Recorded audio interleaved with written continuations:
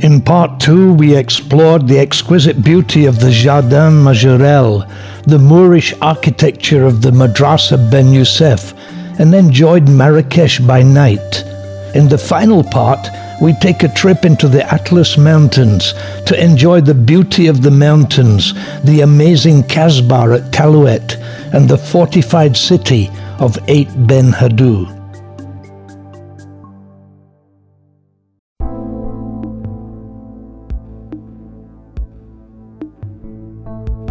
The long-awaited trip into the mountains.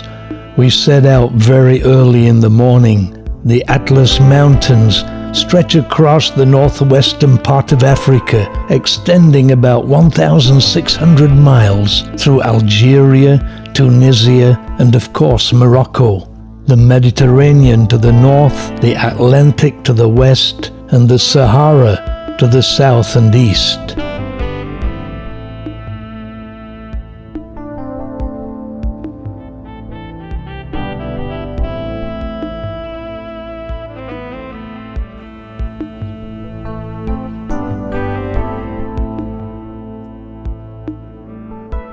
Well, we're heading up into the Atlas Mountains with our driver Mohammed.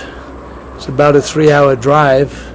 It's very hot this morning, but nice, clear skies, and really enjoying it. We are soon over 7,000 feet, but the highest peak, Jebel Toubkal, is 13,671 feet, and is the mountain which overlooks Marrakech. We soon arrive at our first destination, Talouet, a Kasbah situated along the route of the ancient caravans that came from the Sahara over the Atlas Mountains to Marrakech.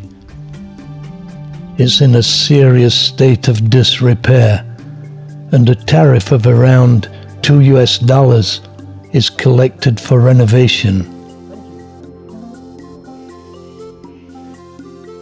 It's one of the most fascinating sights of the Atlas, a reminder of times past, but fast becoming a crumbling ruin, though it does provide an example of Moroccan architecture.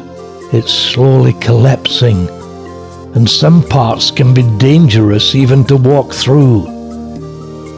It's actually not that old, built in the 19th century by the Glaoui brothers, who were rewarded for aiding the Sultan.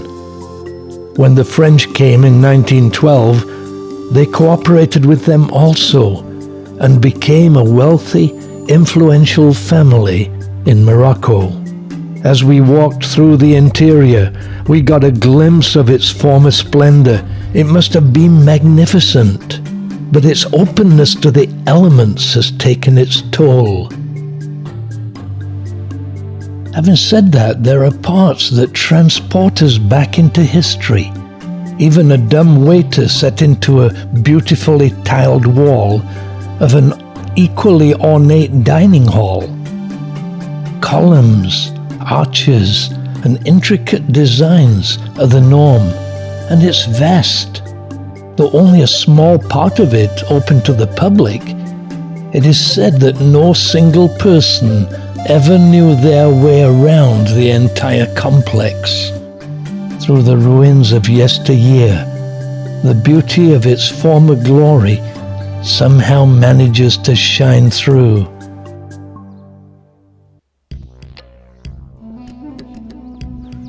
I was very surprised on seeing parts of the interior that are remarkably well preserved, clearly giving insights into the past. But when one reaches the rooftop, signs of its decay are all around, though life goes on.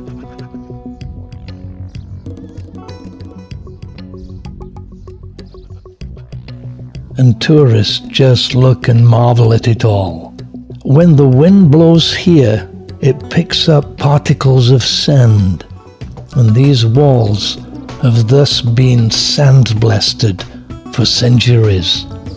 The result, devastating. It was an interesting visit, that gave us insight into the past of Morocco. We then continued our excursion through the mountains to our next destination, seeing many Berber villages and some unusual sights. Below is an ancient water aqueduct. It seems like it's still used.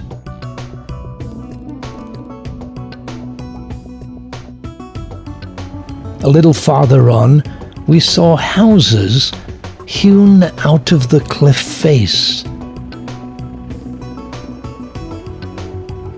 and many examples of enclosed houses that protected from both weather and bandits, not unlike the style of many of the riads in Marrakech, with enclosed courtyards and walled villages.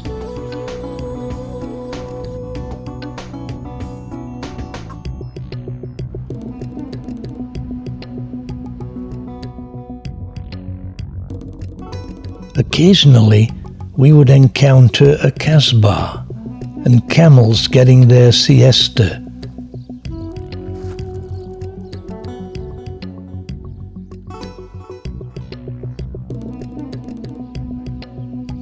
Storks nesting on the turrets. Next stop was lunch at the Rose of the Sands restaurant. Very nice.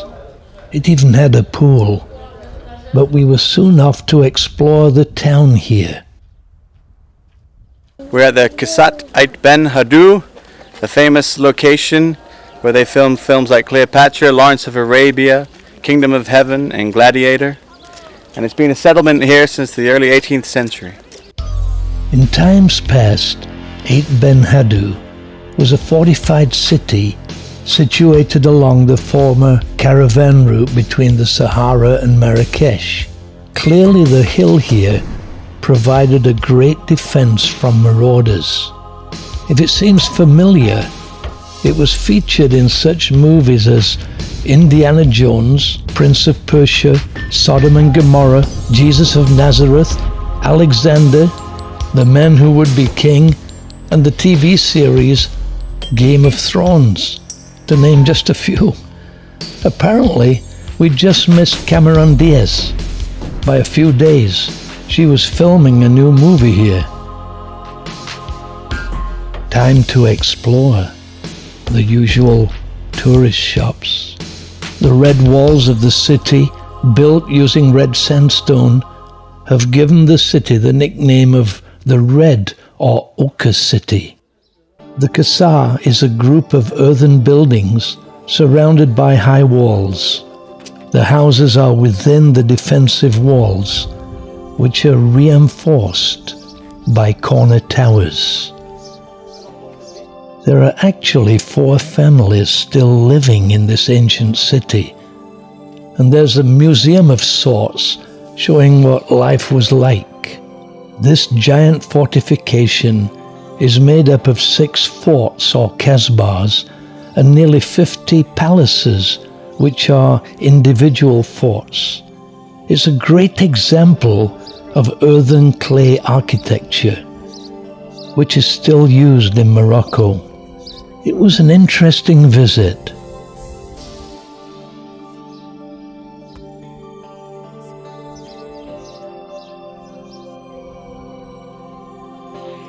One can certainly understand why this is a popular venue for movies.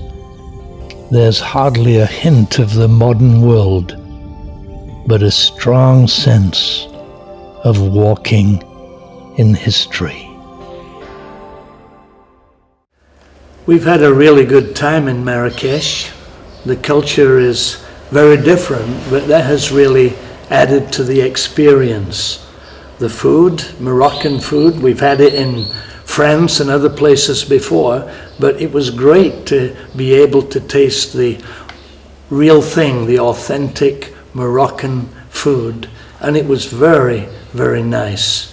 It was great too to be able to just walk around and see the place here. The temperature went up to like 45 degrees, but the humidity was low and it was really bearable and okay. The trip into the mountains was especially good, able to see a different aspect of Moroccan life there, and also to see some of the wonderful palaces and gardens that really, I suppose, epitomize this place. We've had a great time here in Marrakesh. Already on Excion.org, Burma, Kashmir in India, ancient Xi'an in China, historic Jerusalem, wonderful Copenhagen, majestic Ladakh, magnifico Barcelona, memories in London, Venice, and 100 more. Take a look.